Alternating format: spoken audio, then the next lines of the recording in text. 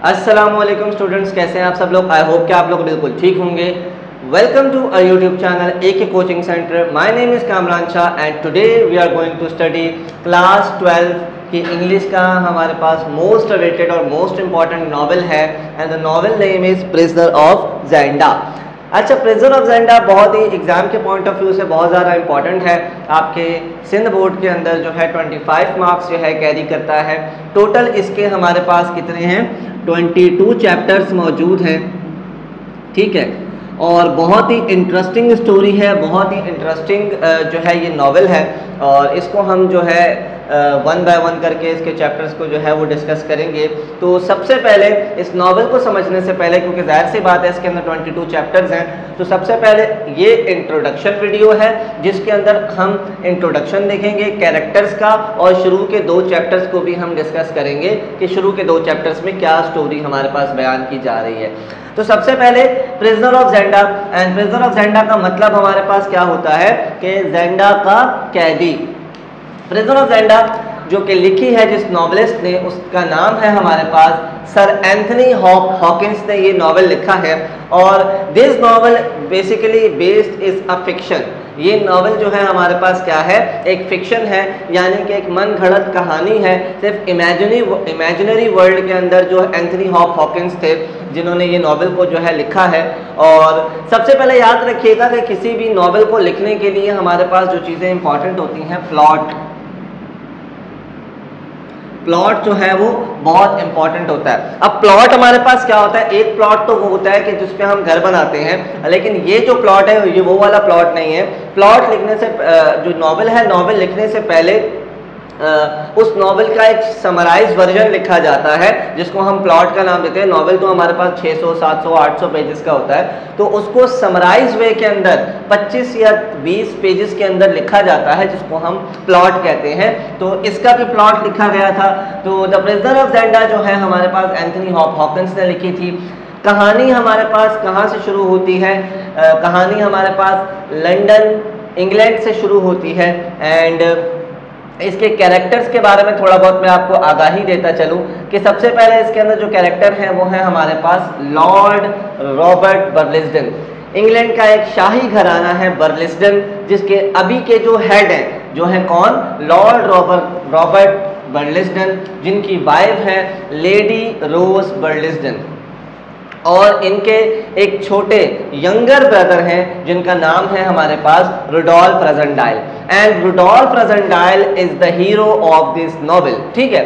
अब जो रुडोल्फ रज़नडाइल है वो एक क्लासिकल हीरो है और एक क्लासिकल हीरोज की मैंने कैरेक्टरिस्टिक्स रुडोल्फ रज़नडाइल की यहाँ पर लिख दी हैं। सबसे पहले जो रुडोल्फ रज़नडाइल है ये आपसे एमसीक्यूज के अंदर पूछा जा सकता है। तो रुडोल्फ रज़नडाइल जो है हमारे पास 29 ईयर्स ओल्ड है, 6.2 इनकी हाइट है, वेल एजुकेटेड हैं, पढ़े लिखे हैं। क्या क्या कौन सी लैंग्वेजेस बोल सकते हैं, इंग्लिश, फ्रेंच और जर्मन बोल सकते हैं। ये स्वॉर्डमैन है, तलवार अंदाजी इनको आती है। मार्क्समैन है, यानी कि इनका निशाना बहुत अच्छा है। हॉर्स राइडर है, हॉर्स राइडिंग इनको करना पसंद है। और इनके कैरेक्टरिस्टिक्स लिखे हुए हैं, रेड हेयर्स है, लॉन्ग नोज है, ब्लू आइज हैं। अब ये जो कैरेक्टरिस्टिक्स हैं इनको कहा जाता है Elphberg characteristics. Now what is Elphberg? तो एल्फबर्ग समझने के लिए यहाँ पर आ जाएं। Elphberg basically the royal family of रोरिटानिया।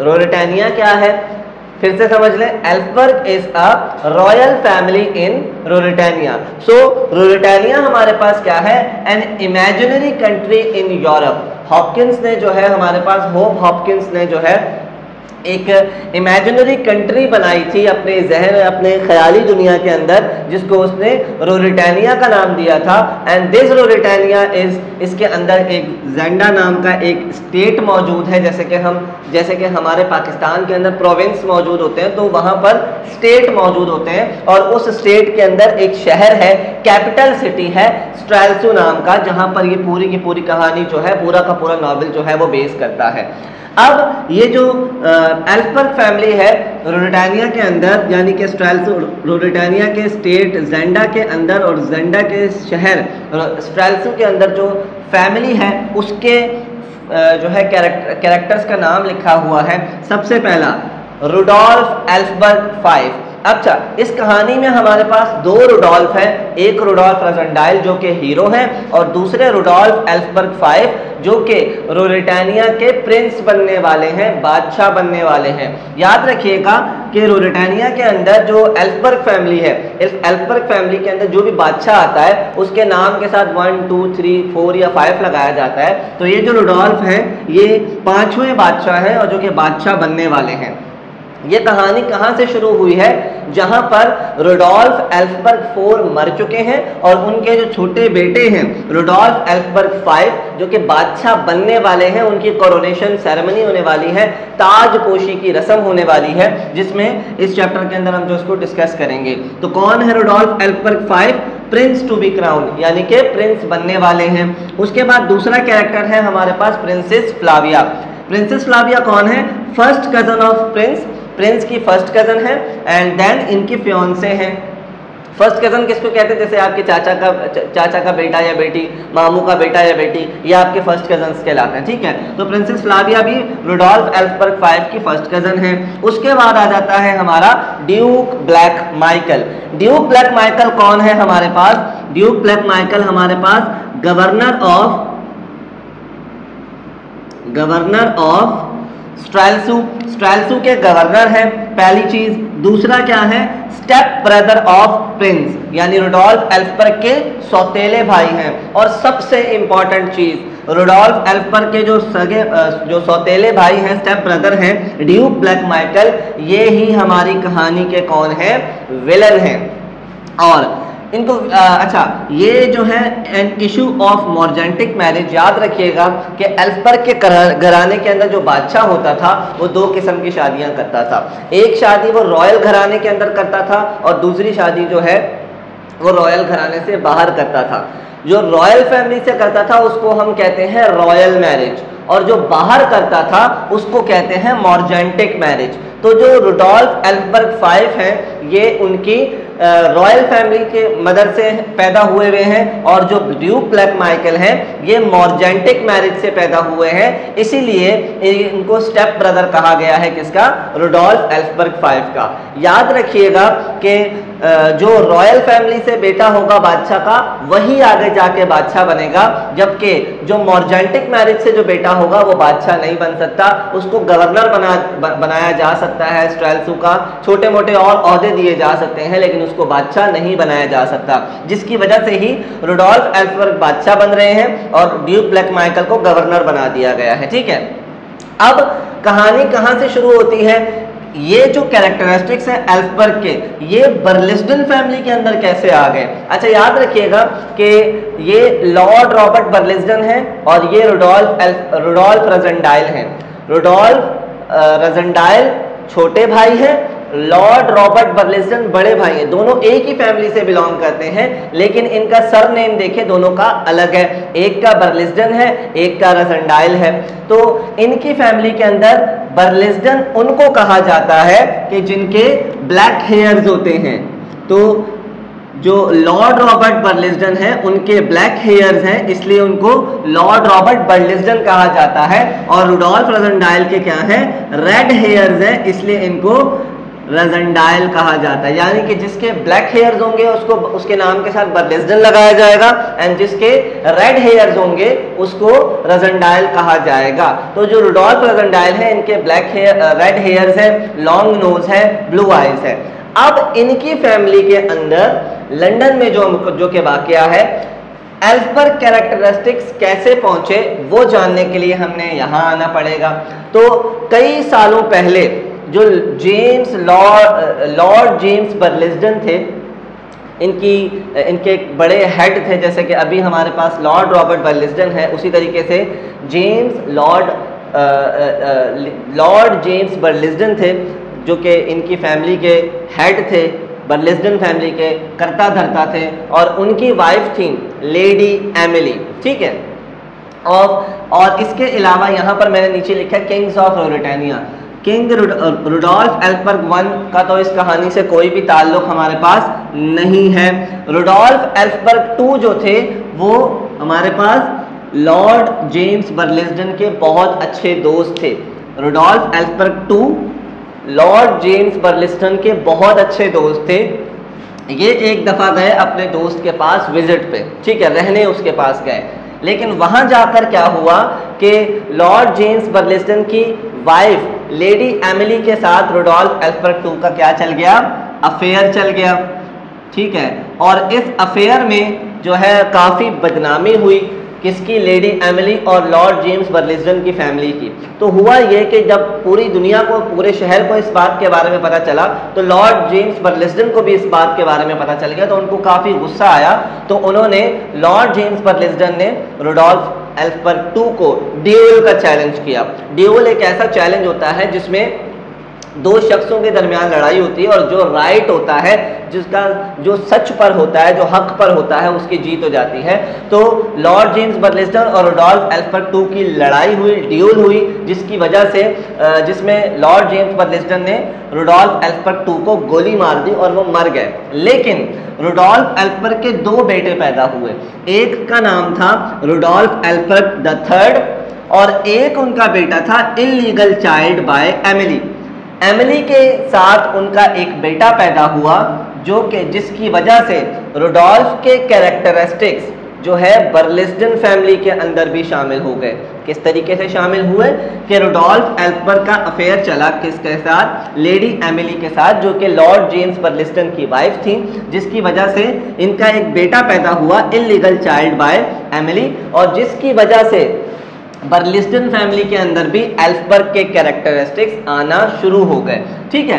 अब जो रुडोल्फ एल्फ्रेड III था, उसका एक बेटा पैदा हुआ जिसको हम कहते हैं रुडोल्फ एल्फ्रेड IV, जो कि हमारा नॉवेल शुरू होने से पहले ही जिसकी क्या हो चुकी है, डेथ हो चुकी है। और रुडोल्फ एल्फ्रेड II के दो बेटे पैदा हुए, एक उन्होंने रॉयल मैरिज से पैदा हुआ बेटा जिसको हम कहते हैं रुडोल्फ एल्फ्रेड V, जो कि हमारी जो कहानी के अंदर एक मेन कैरेक्टर होने वाला है, और दूसरा पैदा हुआ ब्लैक माइकल, जो कि जिसके ब्लैक हेयर्स थे, ठीक है।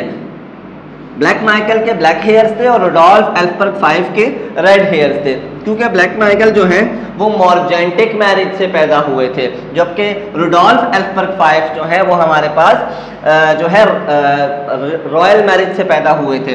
ब्लैक माइकल मॉर्जेंटिक मैरिज और रुडोल्फ एल्फ्रेड V जो है रॉयल मैरिज से पैदा हुए थे। आई होप कि थोड़ा सा ये जो इसका जो इंट्रोडक्शन था वो आपको समझ आया होगा। तो बेसिकली अब हम बेसिकली ये जो स्टोरी है ये फर्स्ट पर्सन नैरेटिव स्टोरी है। इस स्टोरी को कौन बयान कर रहा है, हमारे हीरो जिसका नाम है रुडोल्फ रज़नडाइल, इसको बयान कर रहे हैं। और ये जो ये कहानी उस वक्त शुरू हुई है जब रुडोल्फ एल्फ्रेड IV की डेथ हो चुकी है और रुडोल्फ एल्फ्रेड V बादशाह बनने वाले हैं, ठीक है।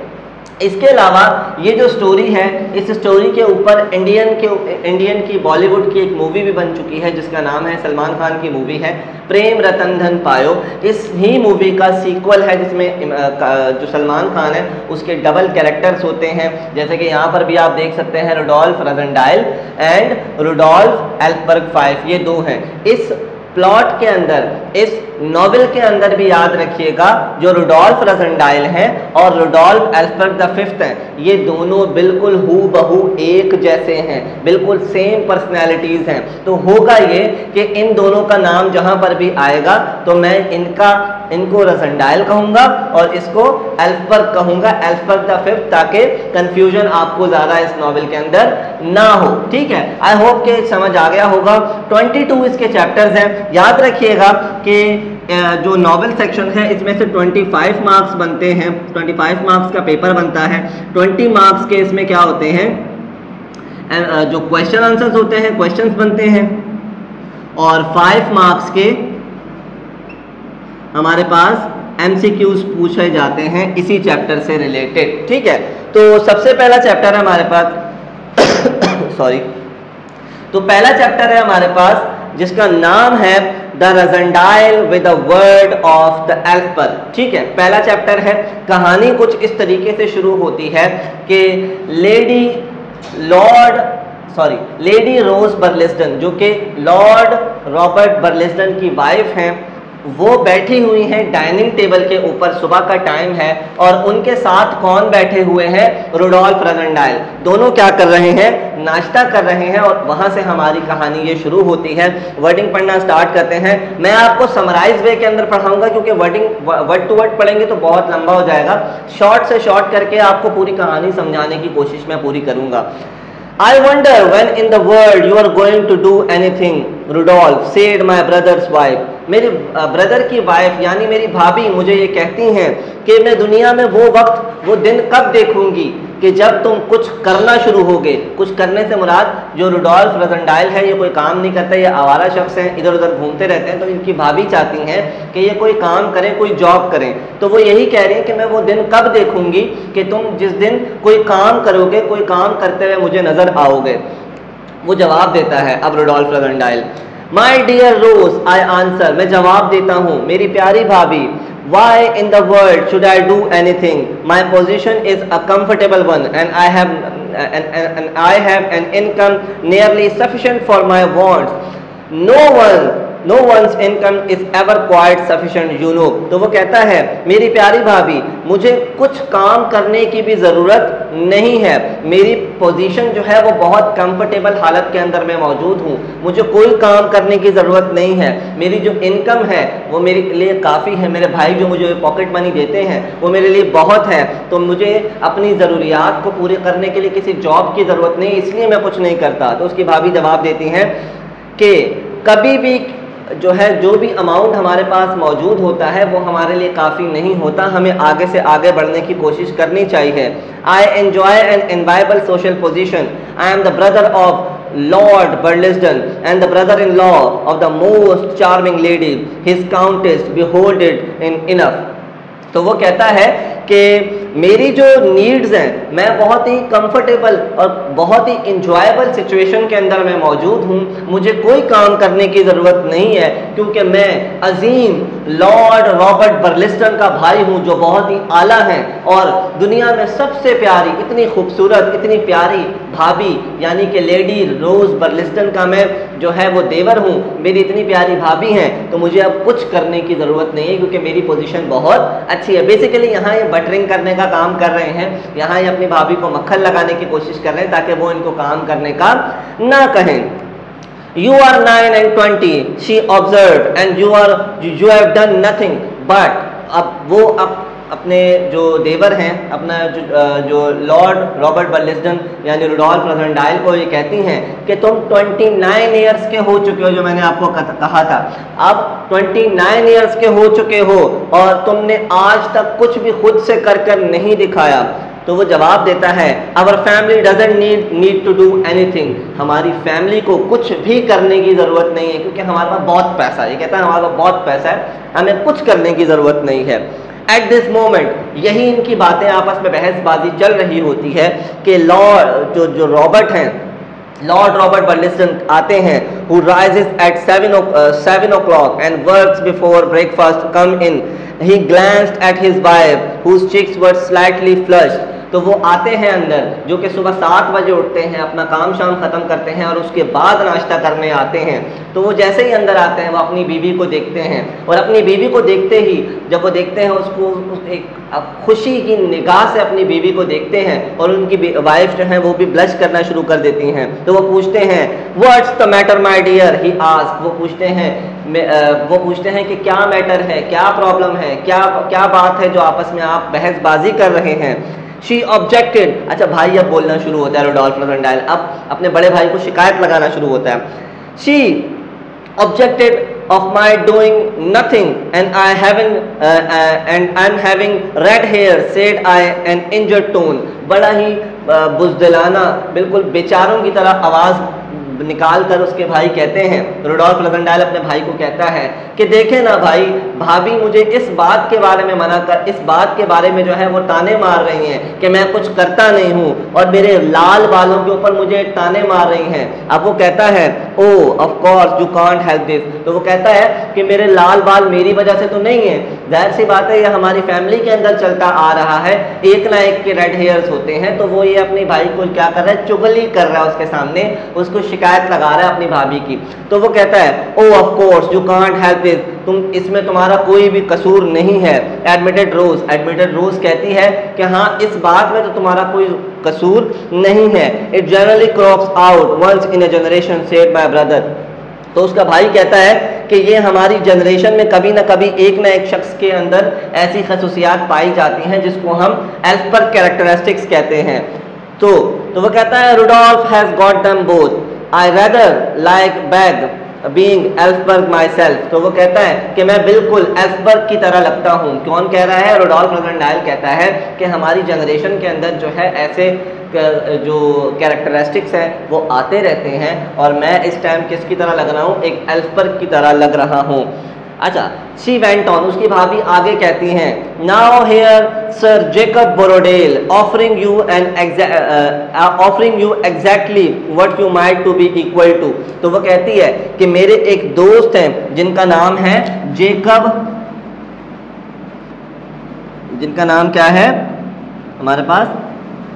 जेकब बोरोडेल। ठीक है, अब जेकब बोरोडेल वो कहती हैं कि मेरे एक जानने वाले हैं जो कि तुम्हारे लिए तुम्हें एक जॉब ऑफर करना चाहते हैं जो तुम्हारे लेवल की जॉब है। 1000 थैंक्स आई मर्मर्ड। वो कहती है कि मैंने उनके बहुत शुक्रिया अदा किया है कि वो तुम्हें जॉब दे रहे हैं। He is to have an embassy in 6 month. वो 6 महीने के अंदर एक एम्बेसी खोलने वाले हैं, एक सफारत खाना खोलने वाले हैं 6 मंथ के अंदर। And Robert says he is sure that he will take you as an attache.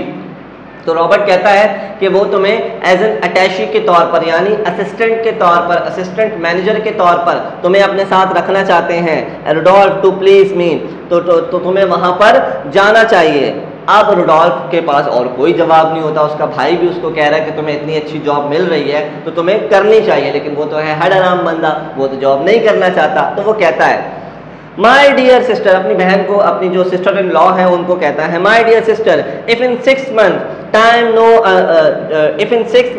time no unforeseen obstacle has arisen and Sir Jacob invites me, hang me if I don't go with Sir Jacob। तो वो कहता है कि अगर 6 महीने में अगर कोई परेशानी, अगर कोई ऑब्स्टिकल नहीं आया और सर जेकब बोरोडेल ने मुझे इनवाइट किया तो मैं लाजमी जाऊंगा उनके साथ। अगर मैं नहीं गया तो मुझे छत के साथ लटका देना, मैं लाजमी जाऊंगा, हैंग कर देना, मुझे सूली पे चढ़ा देना, मैं लाजमी उनके साथ जाऊंगा।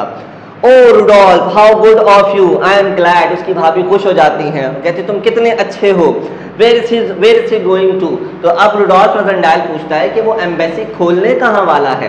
तो वो जवाब देती है he doesn't know yet but it is sure to be a good embassy. वो कहती है कि अभी कुछ पता नहीं है कि वो एम्बेसी कहाँ खोलने वाला है, लेकिन ये बात है कि वो एम्बेसी एक अच्छी और एक बड़ी जगह खोलेगा। ठीक है, अच्छा, ये बात होते होते ही उसके माइंड के अंदर एक कहानी चल रही होती है। उसको याद आता है रुडोल्फ रजनडाइल को कि रोरेटानिया के अंदर रुडोल्फ एल्सबर्ग 5 की कोरोनेशन सेरेमनी होने वाली है। तो अपना ये चाहता है कि मैं वहाँ घूम के आऊँ। And it's occur to me suddenly that I would visit Ruritania. तो इसके माइंड में एक बात आती है कि वहाँ पर जो है कोरोनेशन सेरेमनी होने वाली है, बहुत सारे लोग आएंगे, बहुत बड़ा ओकेजन होगा। तो ये चाहता है, अपना माइंड बना लेता है कि मैं वहाँ पर घूमने जाऊँगा, वहाँ पर विजिट करने जाऊँगा। But my determination was clinched by reading in the Times that Rudolf of Fifth was to be crowned at Streltsau in the course of the next 3 weeks, and that the great magnificent was to make and mark the occasion. At once I made up my mind to be the present and began my preparation.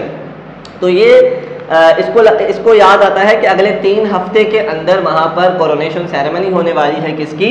Rudolf Ellsberg 5 की। तो ये अपना mind बना लेता है कि मैं अब वहाँ पर जाऊँगा, क्योंकि बहुत बड़ा ओकेजन होता है, बहुत सारे सेलिब्रिटीज़ वहाँ पर आते हैं, आर्मी के बंदे आते हैं, पूरी की पूरी कंट्री वहाँ पर आती है और बहुत रंगारंग की जो है वो तकरीबात का जो है वो किया जाता है, उसकी प्रिपरेशन की जाती है। तो ये अपना माइंड बना लेता है कि मैं वहाँ पर जाऊँगा। I gave out that I was going to, लेकिन अब ये अपनी भाभी को नहीं बता सकता कि मुझे घूमने जाना है कहाँ पर? रोरेटानिया। तो अपनी भाभी को क्या कहता है? I gave out that I was going to ramble in Tyrol। तो ये कहता है कि मैं कहाँ जा रहा हूँ? मैं जा रहा हूँ Tyrol. Now what is Tyrol? Tyrol is a place in Switzerland. Switzerland की पहाड़ियों के अंदर एक लंबी पहाड़ी है, उसको हम टायरोल कहते हैं। तो ये कहता है कि मैं कहाँ जा रहा हूँ, टायरोल जा रहा हूँ। एंड द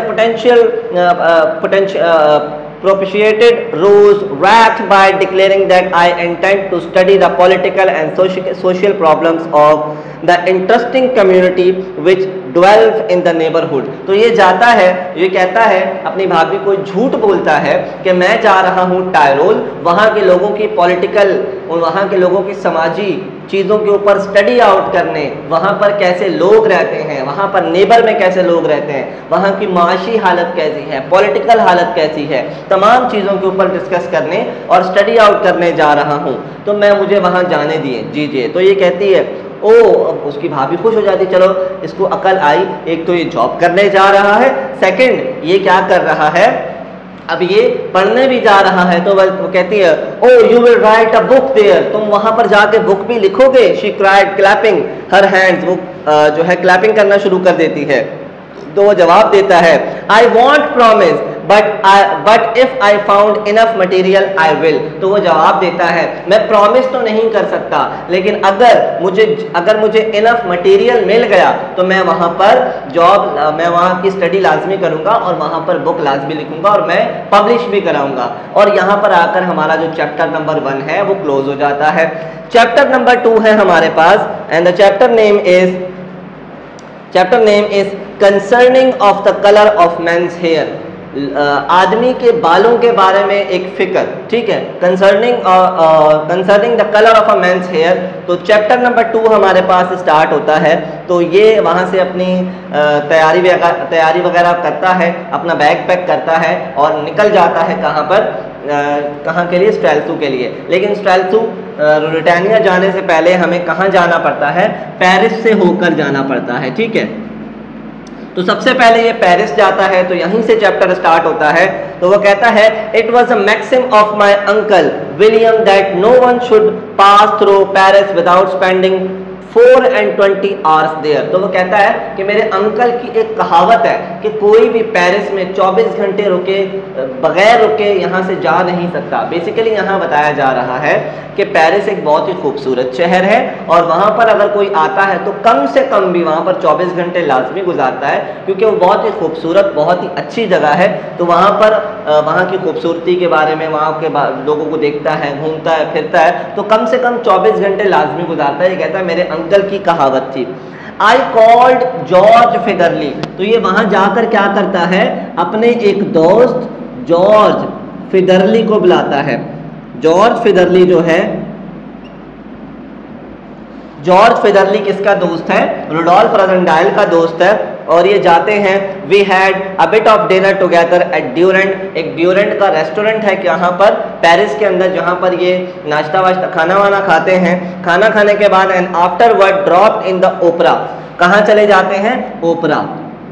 एक म्यूजिकल कॉन्सर्ट जो है वो एक म्यूज़िक का जो है मुनक्किद एक इवेंट होता है जहाँ पर डिफरेंट लोग खड़े होकर गाना गा रहे होते हैं। आपने टॉम एंड जेरी के अंदर भी देखा होगा कि ब्लैक कोट पहनकर लोग इस तरीके से हिल रहे होते हैं और गाना गा रहे होते हैं। तो ओपरा बेसिकली उसी को कहा जाता है।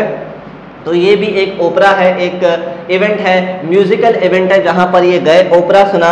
And after that we had a little supper and after that we called Bertram. तो उसके बाद जब ये ओपरा जो कि म्यूजिकल इवेंट है वहाँ पर चले जाते हैं, देन वहाँ से कहाँ जाते हैं, थोड़ा सफ़र करते हैं। अब सफ़र हमारे पास क्या होता है, SUPPER,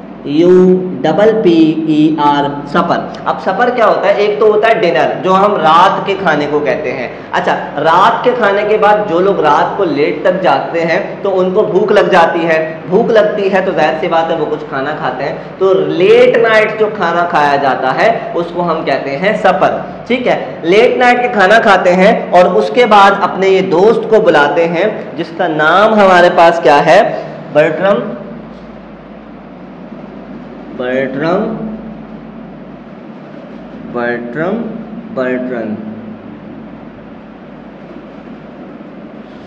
ठीक है। शॉर्ट में मैं इसको बीबी लिखता हूं, ठीक है। बीबी यानी बर्ट्रम को बुलाते हैं। बर्ट्रम बर्ट्रम जो है किसका दोस्त है? जॉर्ज फेदरली का दोस्त है। और जॉर्ज फेदरली किसका दोस्त है? रुडोल्फ रोज़ेनडाल का दोस्त है। अच्छा ये आता है ये आता है, अच्छा ये जो बर्ट्रम बर्ट्रम है बीबी, ये कौन है? Correspondent of to the critics. ये एक शायर है जो कि एक क्रिटिक नाम के अखबार के अंदर शायरी लिखता है। तो ये आकर एक्सप्लेन उनसे बात करता है। क्या बात करता है? He exclaimed I am in love, unfortunately in love, मुझे किसी से मोहब्बत हो गई है, बे इंतहा मोहब्बत हो गई है। कौन आकर बोलता है? बर्ट्रम बर्ट्रैंड आकर बोलता है। किसको? जॉर्ज फेदरली और रुडोल्फ रोज़ेनडाल को। ठीक है, आकर कहता है कि मुझे किसी से बे इंतहा मोहब्बत हो गई है। तो आगे से जॉर्ज फेदरली तो उसका दोस्त ही होता है, तो उससे पूछता है if there is an old affair said he, George Featherly कहता है क्या ये वही पुराना वाला अफेयर है? You may as well thrown it up, but she is leaving the Paris। तो वो कहता है कि बर्ट्रम बर्ट्रैंड उसको छोड़ दो, छोड़ दो उसको, क्योंकि वो कल सुबह ही पेरिस छोड़कर जा रही है। तो बर्ट्रम बर्ट्रम कहता है आई नो, स्नैप्ड बर्ट्रम, खूब गुस्से में आकर कहता है मुझे पता है कि वो कल जा रही है, लेकिन वो कहता है now not that it would make a difference if she stayed, pursued the relentless George, she flies higher than the paper trade, my boy। तो वो कहता है कि अगर वो इस शहर के अंदर रहती भी तो तुम कुछ भी नहीं कर सकते थे, तुम कुछ भी नहीं बिगाड़ सकते थे, क्योंकि उसकी सोच बहुत ज़्यादा हाई है उस लड़की की, जिस लड़की के बारे में बात हो रही है, बर्ट्रम बर्ट्रम जिसको पसंद करता है, उसकी सोच बहुत ज़्यादा हाई है। वो एक अखबार में नौकरी करने की वाले की सोच के बराबर कभी भी नहीं आ सकती, तो वो तुमसे बहुत आगे है, तो उसके ख्याल देखना छोड़ दो। तो वो कहता है it would make a more interesting for me, I venture to observe if I knew who were you talking about। तो अब जाहिर सी बात है कि कौन सुन रहा है इन दोनों की बातें? रुडोल्फ रोज़ेनडाल वहीं बैठा है, तो वो उसको भी इंटरेस्ट डेवलप होता है और वो पूछता है कि किसके बारे में बात की जा रही है, कौन है वो लड़की? तो आगे से जवाब देता है जॉर्ज फेदरली। और जॉर्ज फेदरली क्या बोलता है? उस लड़की का नाम क्या है? एंटोनेटी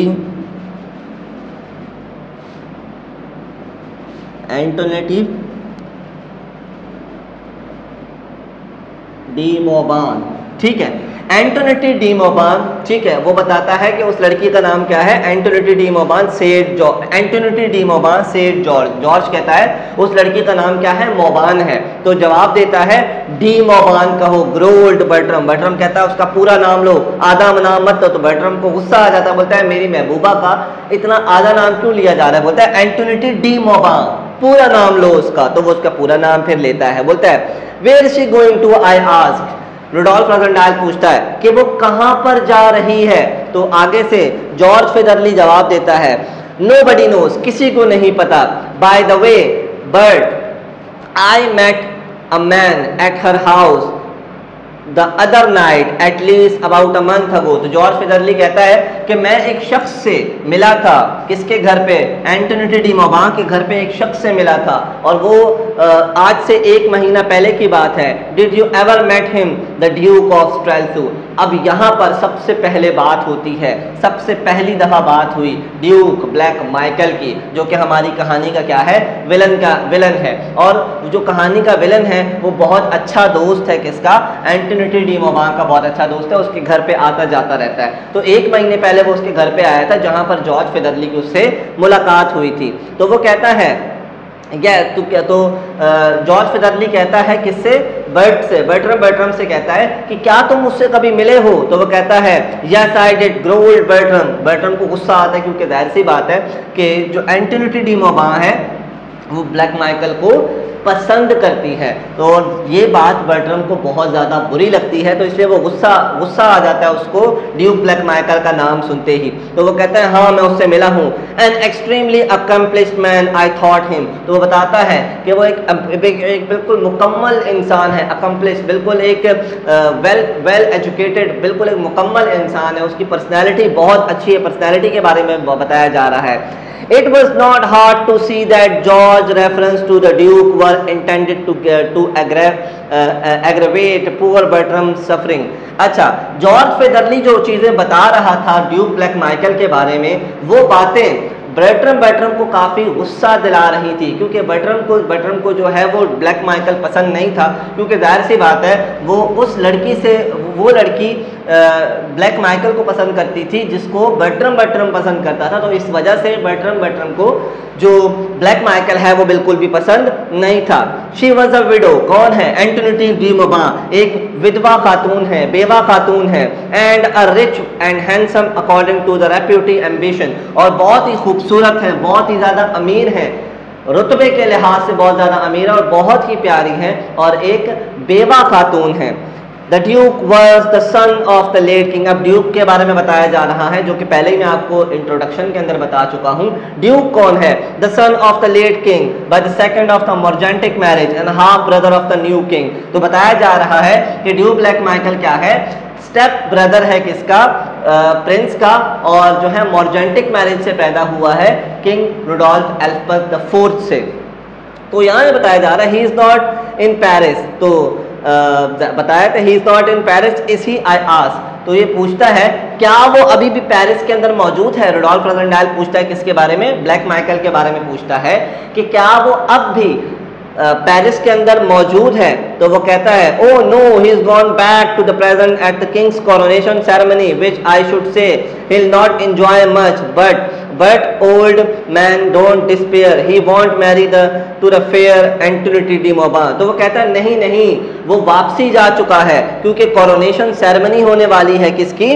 रुडोल्फ एल्फबर्ग द फिफ्थ की कोरोनेशन सेरेमनी होने वाली है, और वो उसको जो है मुनक्किद करने के लिए, उसको जो है देखने के लिए वहाँ पर जा चुका है, जिसकी वजह से वो यहाँ पर अब मौजूद नहीं है। लेकिन वो बर्ट्रम से कहता है कि तुम परेशान मत हो, वो अभी जो है एंटोनिटी डी मौबां से शादी नहीं करेगा। I left the helpless Bertram in George's hand and went home to the bed. The next day, George Featherly went with me to the station where I took the ticket of the Dresden. ठीक है, तो Paris से ये जाते हैं कहाँ पर? Dresden. अगले दिन सुबह पेरिस से कहाँ जाते हैं? ड्रेसडन जाते हैं। अच्छा, यहाँ ये कह रहा है कि रात को फिर मैं बर्ट्रम को जॉर्ज फेदरली के साथ छोड़ता हूँ और अपने बेड पर जाकर सो जाता हूँ, क्योंकि अगले दिन सुबह मुझे पेरिस के लिए पेरिस छोड़ना होता है। अगले दिन मुझे कहाँ की टिकट लेनी होती है? ड्रेसडन, और ड्रेसडन से ये जाता है ब्रिटानिया ज़ेंडा की तरफ। तो सुबह इसको जो है जॉर्ज फेदरली स्टेशन तक छोड़ने आता है, और जब स्टेशन पर इसको छोड़ने आता है तो वहाँ पर देखता है कि जो एंटोनिटी डी मौबां है वो भी कहाँ जा रही है? अगले दिन ही कहाँ जा रही है?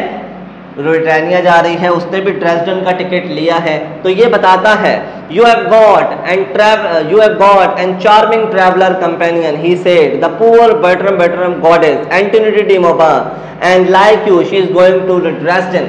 तो जॉर्ज फेदरली रुडोल्फ रोजेंडाल को बताता है कि तुम्हें एक बहुत ही खूबसूरत साथी मिला है सफ़र करने के लिए, और वो कौन है? एंटोनिटी डी मौबां, बर्ट्रम की गॉडेस, जिसकी महबूबा, जिसके बारे में हम कल रात को बातें कर रहे थे, वही तुम्हारी इत्तेफाक से वही तुम्हारी पार्टनर है, जो कि तुम्हारे साथ जो है कंपेनियन बनकर, साथी बनकर ड्रेसडन की तरफ जाएगी, क्योंकि वो भी ड्रेसडन जा रही है कोरोनेशन सेरेमनी को अटेंड करने के लिए।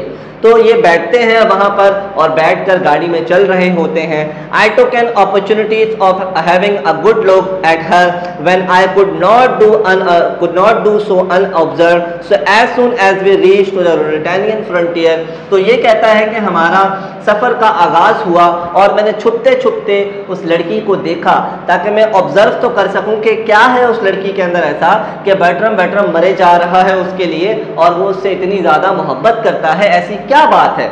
तो वो बगैर ऑब्जर्व हुए उसको जो है देख रहा होता है। किसको? एंटोनिटी डी मौबां को वो देख रहा होता है। जैसे ही वो कहाँ पहुँचता है? फ्रंटियर पर पहुँचता है, हमारे पास ड्रेसडन की ब्रिटानिया की फ्रंटियर पर पहुँचता है। तो वहाँ वो क्या देखता है? आई bought the paper and found it in them the news which affected my movement for some reason। वहाँ से ये एक न्यूज़पेपर लेता है और उस न्यूज़पेपर के अंदर एक ऐसी न्यूज़ लिखी भी होती है जो कि इसको काफ़ी ये सुनकर या पढ़कर डिसअपॉइंट हो जाता है, which was not clearly explained and seemed to be the something for a mystery।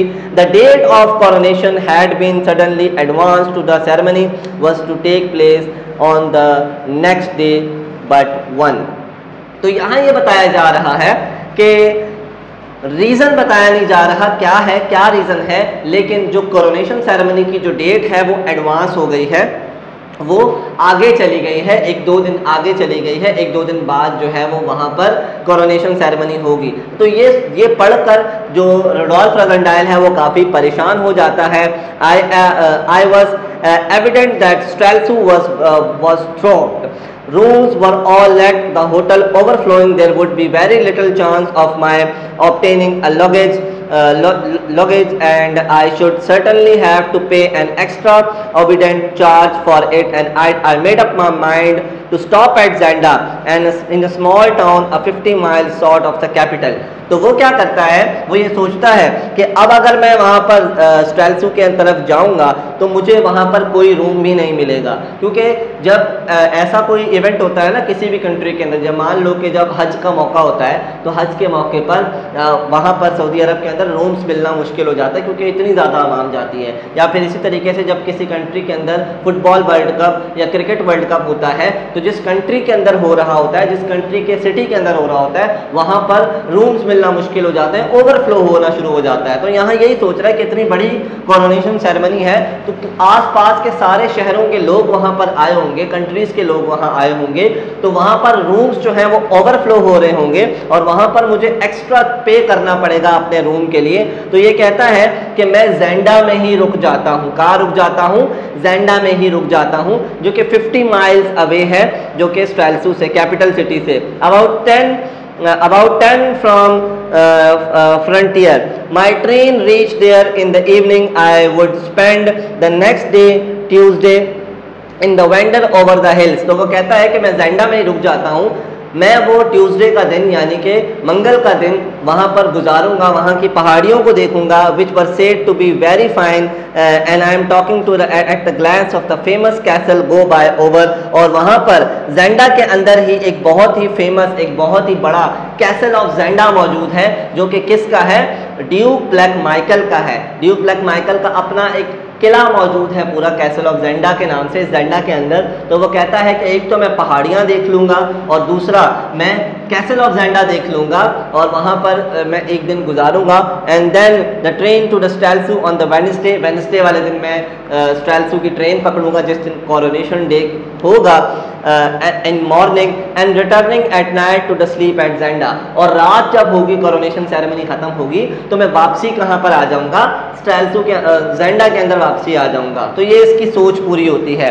Accordingly at Zenda I got out and as the train pass where I stood on the platform, I saw my friend Ma'am Antoinette de Mauban in her place। Clearly she was going through the Strelso, having with the more providence that I could boast secured apartment। जब वो वहाँ से उतरता है, castle of ज़ेंडा के station पे उतरता है, तो वहाँ वो देखता है कि उसकी जो साथी हैं, कंपेनियन हैं, वो सीधा जा रही हैं कहाँ पर? स्ट्रेल्सू शहर के अंदर जा रही हैं। अब जो एंटोनेट डी मौबान हैं वो बहुत अच्छी दोस्त है किसकी? ड्यूक ब्लैक माइकल की। तो वहाँ के गवर्नर अपनी दोस्त के लिए एक बहुत अच्छा सा अपार्टमेंट तो बुक कर ही सकते हैं, तो उसको कोई भी टेंशन नहीं है, तो वो सीधा अपने वहाँ पर जा रही है और वहाँ वो अपने उसका कोई अपार्टमेंट तैयार है, ड्यूक ब्लैक माइकल ने उसके लिए अपार्टमेंट तैयार कर रखा है। I was very kindly receive at the hotel. वो वहाँ पर एक होटल जाता है और वहाँ पर it was really no one then in. वहाँ पर जब वो इन करता है, उस होटल के अंदर इन करता है, kept by a fat old lady, एक फैट ओल्ड बूढ़ी खातून, मोटी सी बूढ़ी खातून का वो होटल है, विथ हर 2 daughters, उसकी 2 बेटियां हैं। And they were very good quite people and seemed very little interested in the great doing at Strelsau. वो काफ़ी अच्छे लोग हैं, खुश मिजाज लोग हैं, चुप रहने वाले लोग हैं और उनको इस चीज़ से कोई भी ताल्लुक नहीं है कि जेंडा के जो स्टेट है, उसके जो शहर है, कैपिटल है स्ट्रेल्सू के अंदर जो कोरोनेशन सेरेमनी होने वाली है, उससे उनका कोई भी ताल्लुक नहीं है। तो वो आराम से जो है अपने होटल में बैठे हुए हैं। And the old lady hero was the Duke for was the under of the late King Hill, the master of Zenda estate and the castle of Zenda। वो जो बूढ़ी औरत है, फैट ओल्ड लेडी है, उसका हीरो कौन है? Duke Black Michael है। जो जेंडा के जो लोग हैं ना, बेसिकली जेंडा के लोग किसको पसंद करते हैं? ड्यूक ब्लैक माइकल को पसंद करते हैं। क्यों?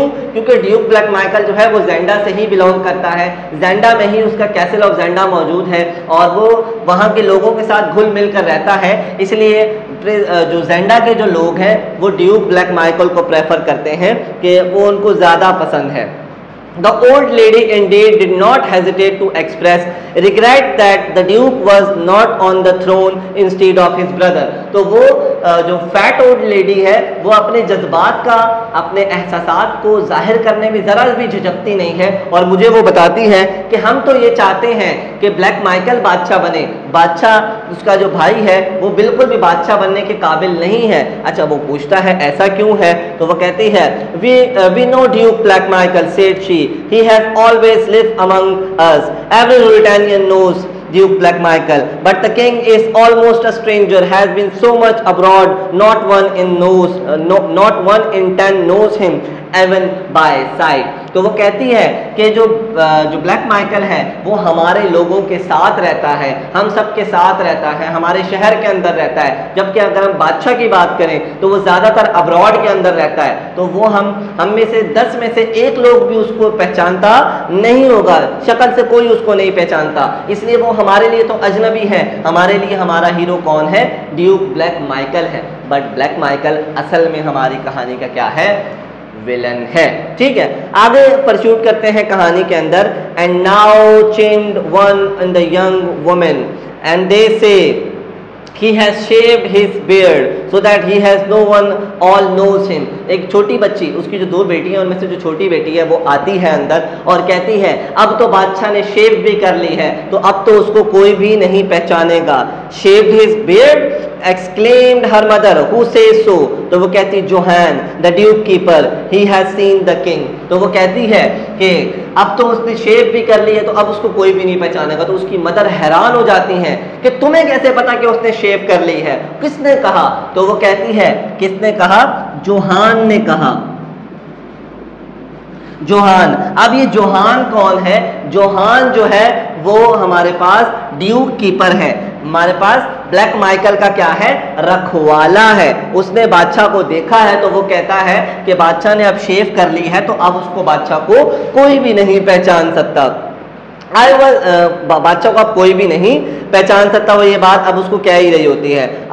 There the king is now at the duke shooting lodge in the forest here, from here he goes to the Strelsau to be crowned on Wednesday morning. और वो ये भी बताती है कि जो बादशाह है इस वक्त वो भी जेंडा के अंदर मौजूद है, बादशाह स्ट्रेल्सू के अंदर मौजूद नहीं है। बादशाह इस टाइम जेंडा के अंदर मौजूद है, ब्लैक माइकल के शूटिंग लॉज के अंदर मौजूद है और वहां पर वो क्या कर रहा है? आराम फरमा रहा है। और यहीं से वो जाएगा कहां पर? स्ट्रेल्सू जाएगा। स्ट्रेल्सू में जाकर अपनी कोरोनेशन सेरेमनी को अटेंड करेगा वेडनेसडे मॉर्निंग वाले दिन।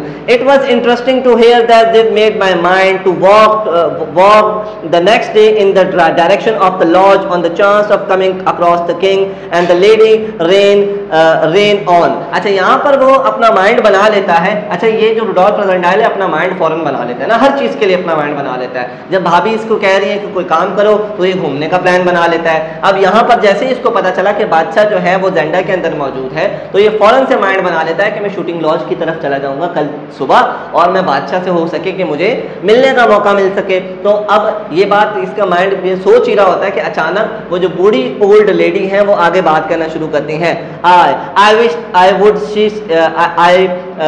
I wish he would stay at his shooting lodge, that his wine, and one thing more, all love they say and he suffered the duke and to be the crowned। तो वो कहती है कि मैं ये चाहती हूँ कि वो शूटिंग लॉज के अंदर ही मौजूद रहे अपनी तमाम पसंदीदा चीज़ों के बाद। बेसिकली जो बादशाह है रुडोल्फ एल्सबर्ग फाइव, उसको शराब पीना बहुत ज़्यादा पसंद है, तो ये चाहती है कि वो इतनी शराब पी ले कि वो नशे में धुत हो जाए और वो वहीं पर मौजूद रहे उस शूटिंग लॉज के अंदर, और जो ब्लैक माइकल है वो क्या बन जाए, बादशाह बन जाए। वो ये चाहती है, उसके ये ख्यालात हैं। तो वो कहती है hush mother urge the daughter oh there is and many of things as I do cried the old stubborn. तो अचानक से उसकी जो बेटी है वो कहती है कि ऐसा अपनी मदर की जो उसकी जो सोच होती है, जो उसकी जो डिज़ायर होती है, उसके ऊपर कहती है मदर आप तो बिल्कुल ही अलग सोचती हैं।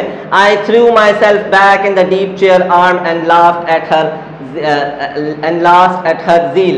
तो मदर और अच्छा बेसिकली जो बेटी है ना वो ब्लैक माइकल को पसंद नहीं करती और जो मदर है वो ब्लैक माइकल को पसंद करती हैं, तो दोनों के बीच में नोक झोंक लगी हुई है। ये दो नोक झोंक सुनते सुनते ही जो रुडोल्फ रोजेंडाइल है वो अपनी आर्म चेयर पर बैठता है पीछे होकर और हंसता है, और वो कहता अब ये कहती है for my part said the younger and the prettiest of the two. उनकी जो दो बेटियां हैं उनमें से जो छोटी बेटी है और जो सबसे खूबसूरत है वो ये कहती है कि I hate black Michael a real Ellsberg for me mother the king they say is red as fox and as dash।